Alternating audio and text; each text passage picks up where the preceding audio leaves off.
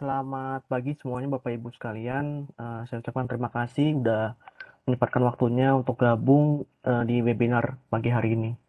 Oke, mungkin sesi webinar hari ini kita lebih ke discussion and sharing aja ya, terkait dengan topiknya yaitu automation.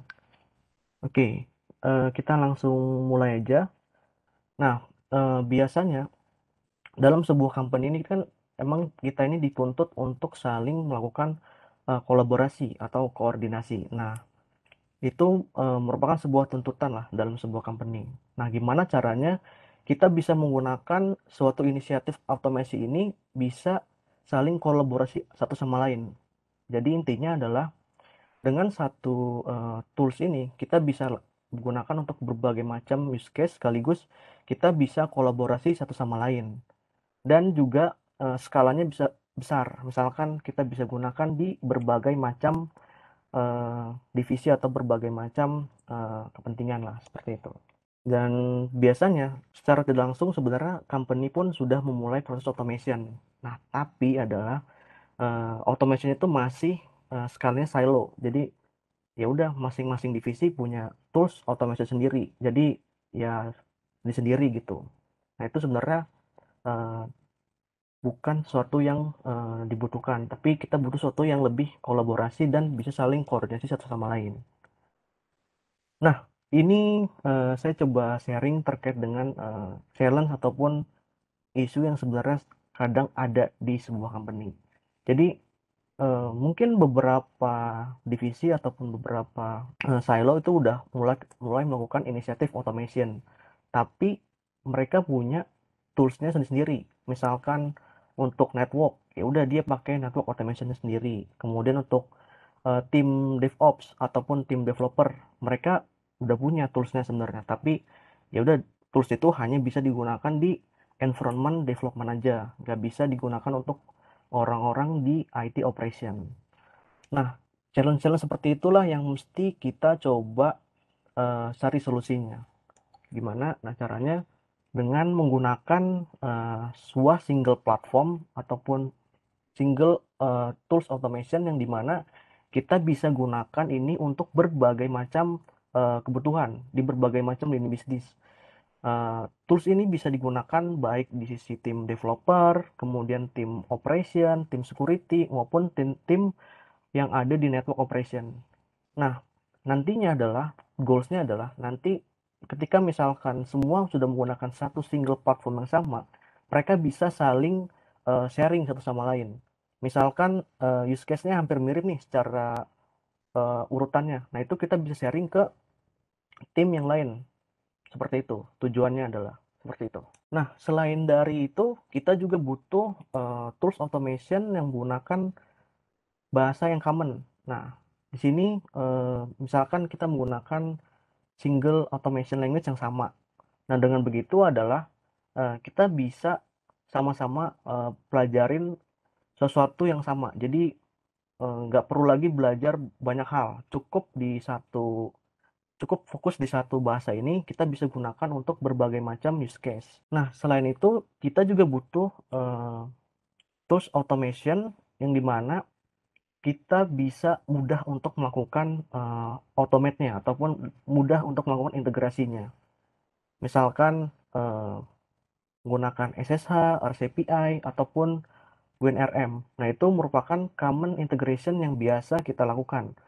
Nah, dengan adanya common integration ini, kita bisa lebih mudah lagi dalam melakukan proses integration. Jadi, kita nggak perlu lagi namanya melakukan ataupun mempelajari integration yang baru-baru seperti itu. Nah, di sini kita coba memperkenalkan yaitu Ansible Automation Platform. Nah, Ansible Automation Platform ini apa sih? Nah, Ansible Automation Platform ini merupakan sebuah solusi automation dari Red Hat di mana si Ansible ini bisa memberikan kemudahan dalam melakukan automation di berbagai macam use case, di berbagai macam device ataupun platform yang lain.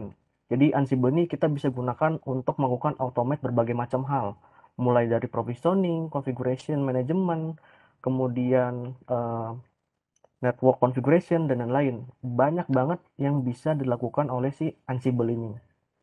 Nah, kemudian Ansible sendiri bisa digunakan untuk melakukan automation di berbagai macam device ataupun berbagai macam platform, mulai dari Linux, Windows, kemudian kita juga bisa automation router, switch, firewall, load balancer, dan lain-lain.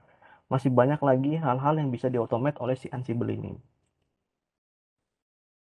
Nah, Ansible sendiri secara grow-nya itu udah cukup tinggi ya. Sekarang ini kurang lebih ada sekitar 4 juta sistem yang telah di-manage oleh si Ansible ini.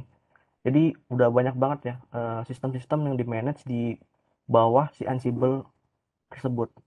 Nah, Ansible sendiri di worldwide di dunia itu kurang lebih sudah punya customer kurang lebih sekitar 2000 lebih customer. Terus kemudian untuk integration-nya sendiri itu kurang lebih ada sekitar 4.000 platform, device ataupun yang lain-lain yang sudah terintegrasi dengan tools automation Ansible. Dan untuk downloadnya sendiri itu kurang lebih ada sekitar 2 juta download per bulannya untuk platform Ansible ini. Nah, pertanyaannya, tools automation yang lain, tools automation kan ada banyak ya di sekarang nih di luar sana. Cuman kenapa sih kita menggunakan Red Hat?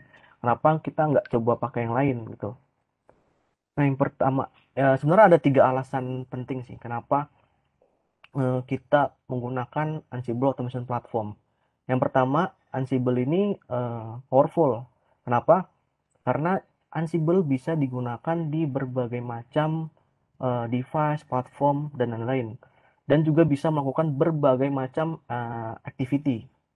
Contoh misalkan kita mau melakukan configuration management dan lain-lain, itu bisa digunakan menggunakan Ansible ini. Jadi bisa dibilang segala aktivitas rutinitas yang biasa kita lakukan itu bisa diautomate oleh si Ansible ini. Seperti itu secara umumnya lah. Nah, kemudian Ansible tersebut yang kedua alasannya adalah karena simple. Kenapa? Karena bahasa penggunaan scriptnya dari si Ansible ini simple banget. Dia menggunakan scriptnya itu menggunakan YAML, tapi bahasanya adalah bahasa yang human readable. Jadi dia menggunakan bahasa Inggris lah. Jadi untuk orang-orang yang mungkin nggak ahli dalam programming itu juga bisa paham eh, maksud dari script-script si Ansible ini. Dengan begitu kita bisa gunakan Ansible ini di berbagai macam divisi lah. Mau divisi network, operation, developer dan lain-lain itu udah pasti bisa lebih cepat lagi belajar terkait dengan Ansible ini. Terus kemudian terakhir agentless. Nah, Ansible ini untuk melakukan proses automation itu nggak perlu install agent satu-satu di setiap uh, device-nya ataupun setiap server yang mau diotomasi oleh si Ansible. Jadi kita cukup menggunakan kalau misalkan di Linux kita bisa kayak bisa gunakan SSH ataupun kalau di Windows kita bisa pakai WinRM atau misalkan di device yang lain misalkan nggak ada keduanya kita bisa pakai REST API yang biasanya sudah disediakan oleh uh, platform tersebut. Jadi kita udah nggak perlu lagi uh, ngurusin terkait dengan agentnya. Nah, salah satu keunggulan kenapa misalkan kita ada agent sini adalah kita nggak perlu namanya satu-satu install agentnya. Terus kemudian nggak perlu takut lagi dari sisi security breach-nya. Kenapa? Karena kita udah nggak perlu install agent apapun. Nah, dengan begitu kita bisa mendapatkan beberapa benefit dari si Ansible ini. Yang pertama, improve efisiensi. Nah, kenapa sih kok bisa meningkatkan efisiensi? Ya tentu karena tadinya segala hal yang kita lakukan secara manual itu sudah diautomate dan nantinya adalah resource yang biasa kita gunakan untuk melakukan rutinitas aktivitas yang biasa kita lakukan. Nah, itu kita bisa lakukan shifting. Kita bisa gunakan resource yang ada untuk mengerjakan hal-hal yang lain yang sifatnya terkait dengan inovasi ataupun hal-hal yang lebih strategis lagi seperti itu. Nah, kemudian impact-nya apa? Impact-nya adalah bisa meningkatkan productivity. Jadi otomatis productivity dari company kita pun meningkat. Jadi dengan begitu bisa lebih meningkatkan profit lagi.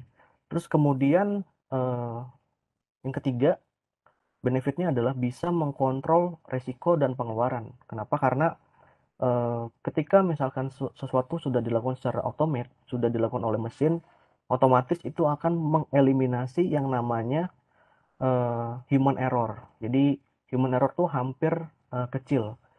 Kenapa? Karena ya segala halnya sudah diautomate dan otomatis hal-hal yang kita automate pun sebenarnya sudah dites terlebih dahulu.